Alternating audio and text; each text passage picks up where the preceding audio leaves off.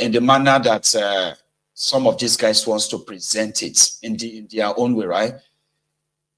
Reeks of hypocrisy to me, and I'll tell you why.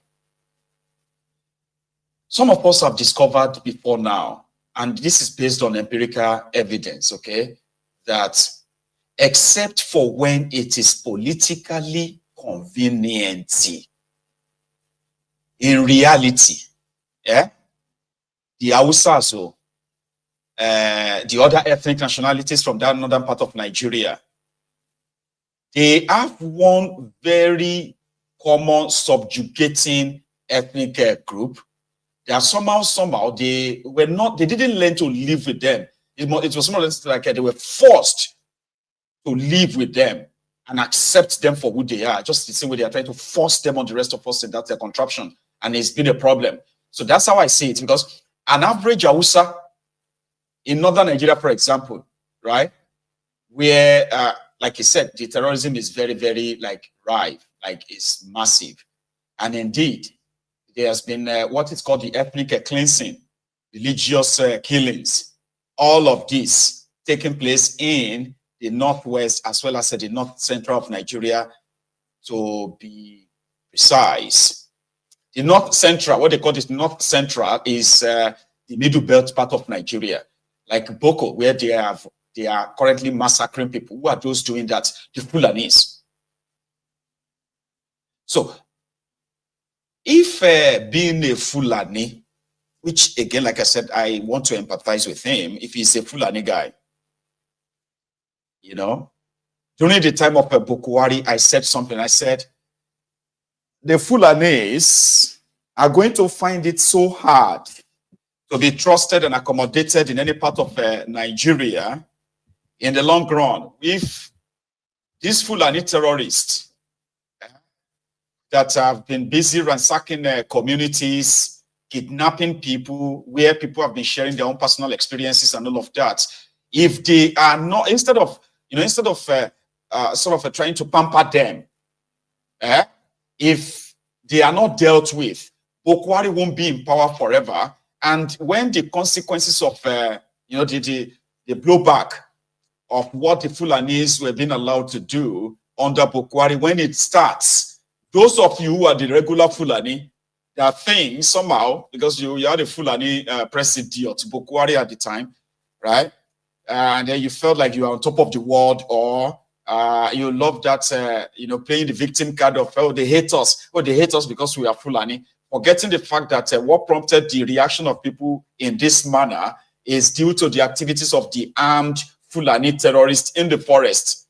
So instead of shouting Fulani phobia at the time, rather than tackle it, I said, a time is coming.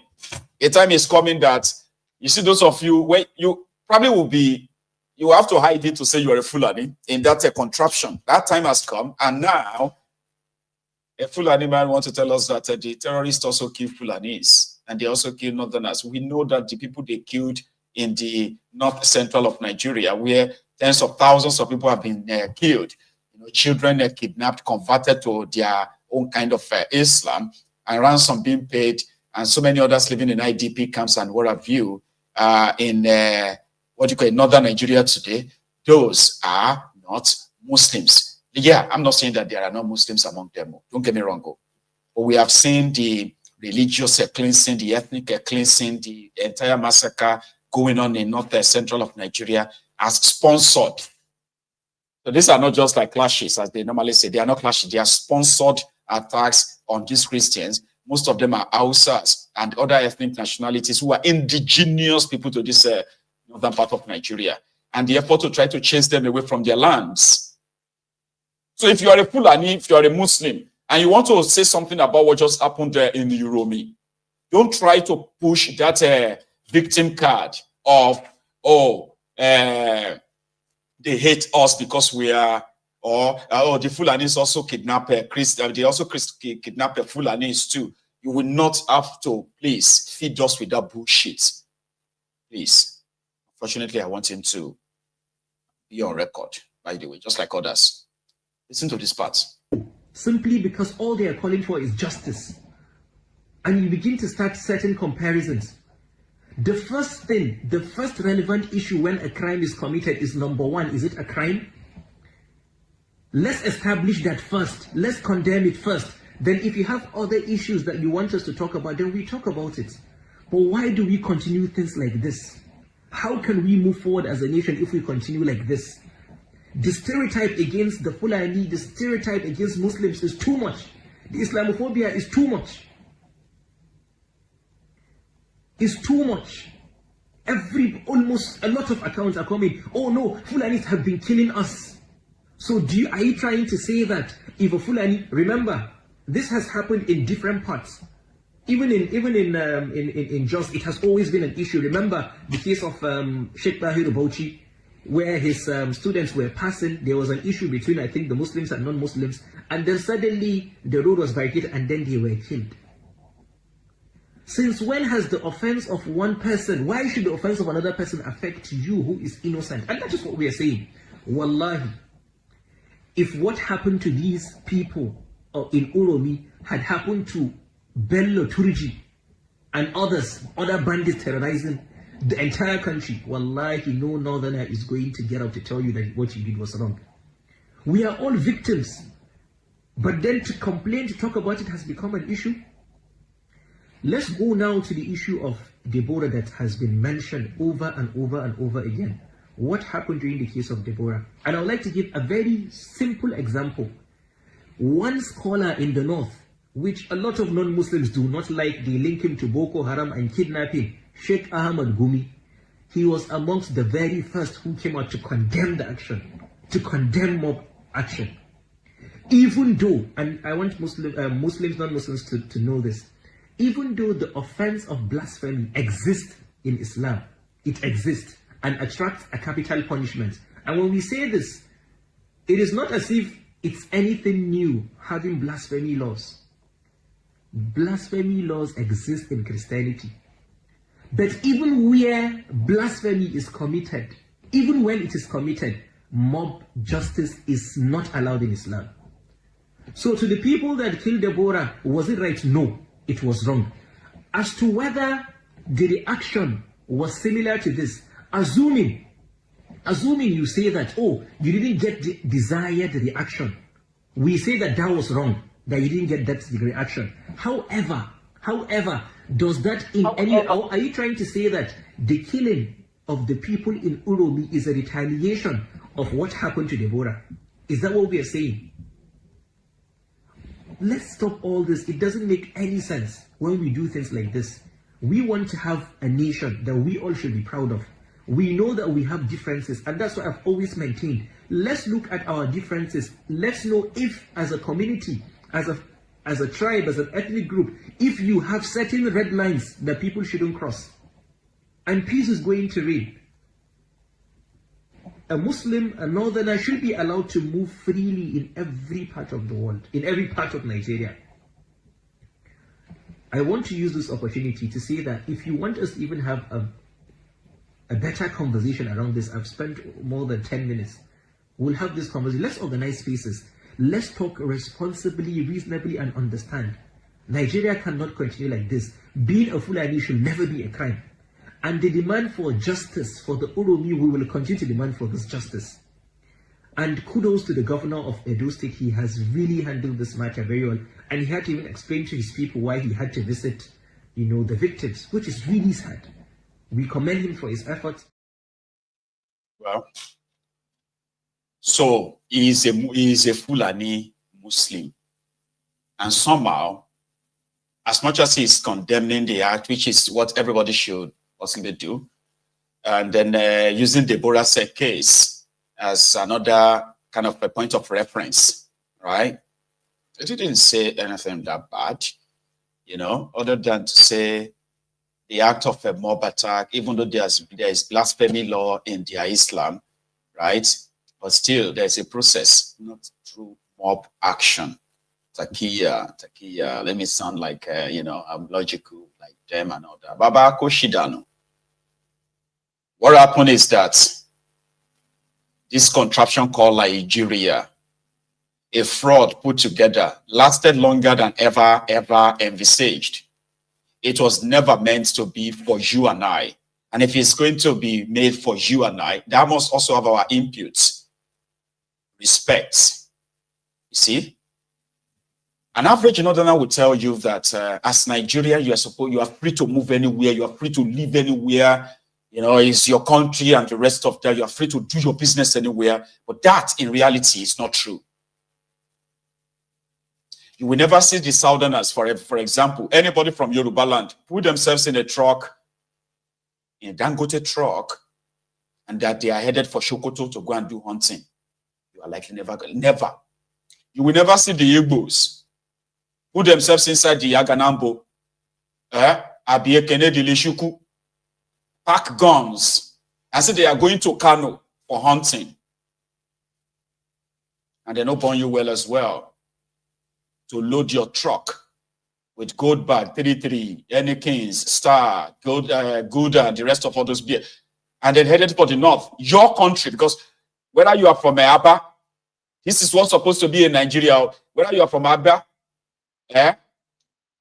or you are from Ogolonto in Korodu, you can decide to start living in, what do you call that place? GRA in Zamfara. You know, you can live anywhere. You can do your business anywhere as a Nigerian. But you all know that in reality, that is not true. That is not true. Nigeria is not an Islamic country, but it is also an Islamic country. Officially, yeah, Nigeria is. So the point I'm making here is this. This whole arrangement was put together without our inputs. So if you want us to continue to coexist, you must seek our consent. If the Fulanis who believes that they are, God damn it, they say the Fulanis are, what do they call them again, Seth? That's all they roll about. They say they be pastoral. No, not just pastoral. There's a word they use for them. You know, they say they are always like, what is that called again? Please give me the word. Moving from one place to another with their cows. They said it is in their nature. Here you get, it is our culture. Culture kill you there. Why you not do, God bless you, nomadic. That's the word. That's the word. Nomadic in nature. So a Fulani can move everywhere, anywhere. Now, you will never see a Fulani carrying cow saying they go Sahara Desert so that it can begin to link up with the Indian Ocean or the Indian Desert all the way to India. It won't do it. Oh, that's too far. No Fulani will lead his cow from Sokoto to Ghana. They don't bond them well. Their nomadic nature is only existing in a lawless place called Nigeria. Don't forget that. So, but we need to respect ourselves. Do you understand? I'm a Yoruba man. I know where the border of Yoruba land starts from, and I know where it ends, from the north to the east, you know, to the south of Yoruba land. I know where our border. We know those who are within the space of that border. We know those who are without the space of that border. So if we agree to continue to be part of this contraption, it must come with an arrangement that they don't burn any Fulani well. They swear for you, carry gun and be AK-47, enter the territory of a place where you demand, like, will it happen now? But don't pay respect in here. You respect yourselves. You don't even have to like yourselves. Partnership, we can have this contraption as a partnership, which means on our terms. So that we can respect ourselves enough that if you violate that respect, we deal with you. In fact, you will know it, you will see it coming. That is how you run a country. People have to agree to be together. But you see all this idea of we are born to rule, we can get whatever we want, everybody must listen to us. Oh, we will start this and that. But nobody get monopoly of anything. Nigeria don't cast already. Nigeria has cast. I've been in Nigeria, have cast. Nigeria has a cast. Everybody is living on a borrowed time, living in denial, giving themselves reasons why things are like this. It will get better later. It won't.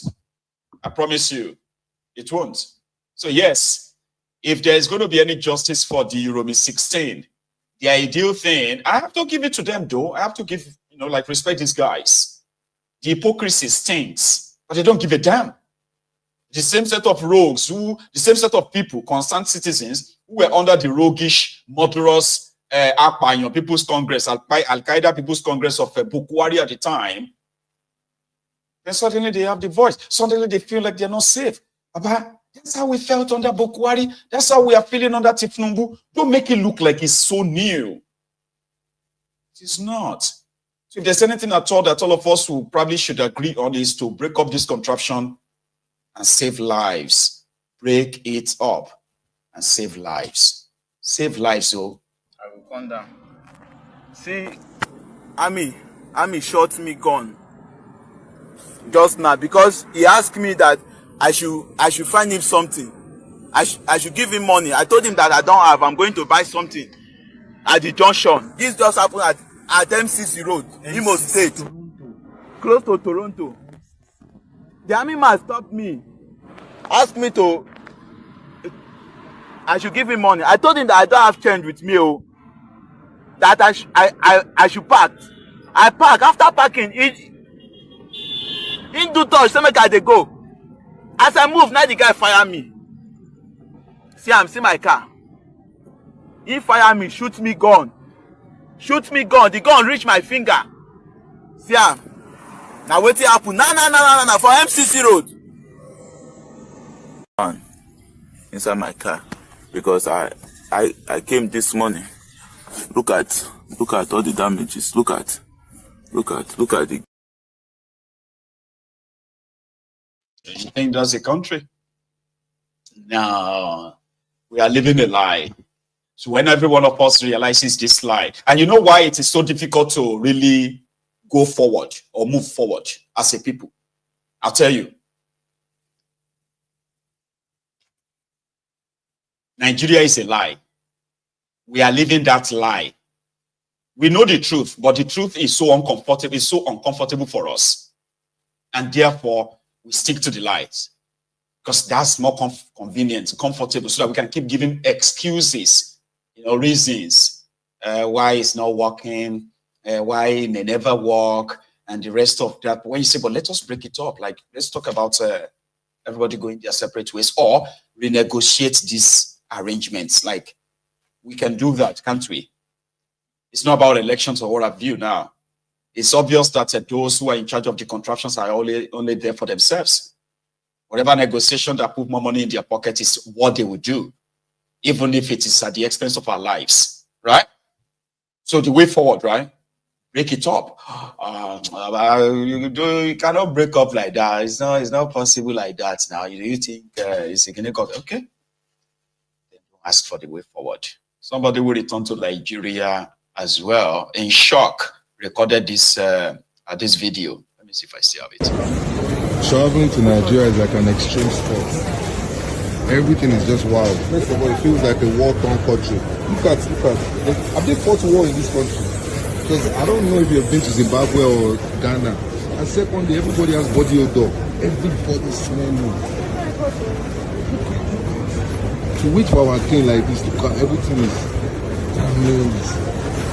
Everyone's trying to help you collect money. There's these guys, they're trying to take all your money, the 5 of them. I know you try hide, you know we can put you for there. I don't hope you guys travel and you see the state of other airports because this is just something else. You're like, God bless you. No internet as well. They don't have internet. Do you know that one person can just pay for the whole of it? This country. How can you not have internet? I've taken to Zimbabwe, Accra, Ghana, South Africa. I can go on Uganda, say it's better. Uganda airport. Of course, Uganda airport is better than Nigerian one. Where's my box?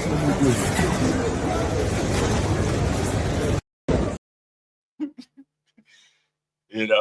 So you tell me your experience. A lot of you here in this temple, you visit Nigeria a lot. So you come here to come and hear some security reports so that you go know how to plan your trip inside Nigeria. Say, okay. Mayegun said, write it down, write that down. So don't travel around between 7 p.m. Don't travel, write it down. So you go there all the time, right? And they brag on the internet all the time as well that the Nigerian airports has become so upgraded, so nice, so this and that. But somebody said, nah, almost everybody waited that place get body odor, including the travelers. I don't know. Body odor inside the city where they smell. Yeah? Very dark man don't return to Nigeria and waiting will come and back. Somebody where they poo for the side of the road in the mega city. Back